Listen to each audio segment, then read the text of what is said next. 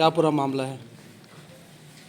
देखिए 28/12 और क्या कहते हैं 31/12 को ये कुछ जो रेलवे के जो क्लिप होते हैं जिसे पेंड्रोल कहते हैं वो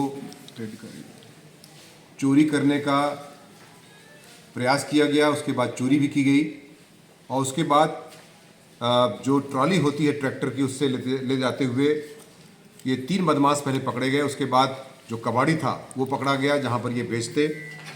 3 बदमाश मोहित, रोहित, निशु ये तीनों इसमें सक्रिय रूप से भाग ले रहे थे, जो जड़ौदा मंसूरपुर के रहने वाले हैं।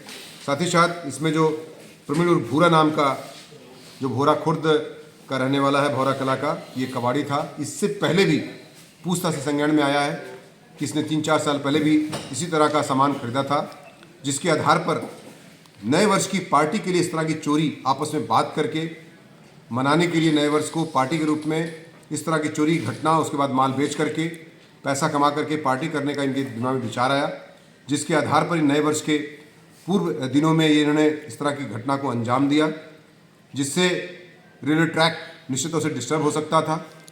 लेकिन पुलिस एक टिप ऑफ के आधार पर इनको गिरफ्तार करती है। इनके पास से 326 पेट्रोल क्लिप, एक महिंद्रा ट्रैक्टर, अवैध तमंचा, कारतूस इत्यादि बरामद किए गए हैं।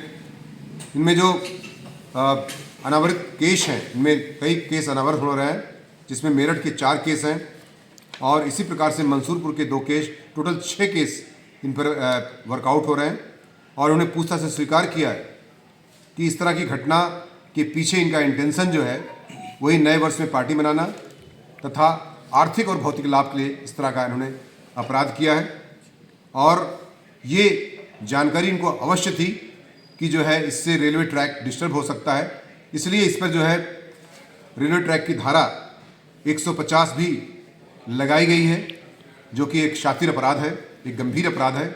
और निश्चित तौर से इनको विधिक कार्रवाई करते हुए जेल भेजने की कार्रवाई सुनिश्चित की जा रही है। सर, ये रेलवे ट्रैक पर ही चोरी करते थे, उससे अलग भी कोई और भी चोरी? इन्होंने ये बात स्वीकार किया है कि इनके पहले भी इन्होंने कई चोरियां की हैं, लेकिन चूंकि ये घटना इन्होंने या तो सूचित नहीं हुआ पुलिस को या इससे पहले भी उस घटना का कोई FIR दर्ज नहीं की गई है, चूंकि इन्हें सूचना नहीं मिली थी। लेकिन इन्होंने चोरी की कुछ घटनाएं इससे पूर्व में किया है। इसमें मेरे द्वारा पुलिस टीम लगी हुई थी, हमारी RPF के सहयोग से जो सिविल पुलिस लगी थी, SP सिटी, CO खतौली और इंस्पेक्टर मंसूरपुर के साथ नितिन मेहरा और विनीत चौधरी, परमानंद और सुमित तोमर जो रेलवे विभाग के अधिकारी कर्मचारी हैं, ये भी इन्होंने अनन्य सहयोग किया है, जिसके आधार पर पूरी टीम को मेरे द्वारा 20,000 रुपये का इनाम भी दिया जा रहा है, चूँकि ये घटना मुश्किल से 30 से 35 घंटे के अंदर वर्कआउट कर दी गई है।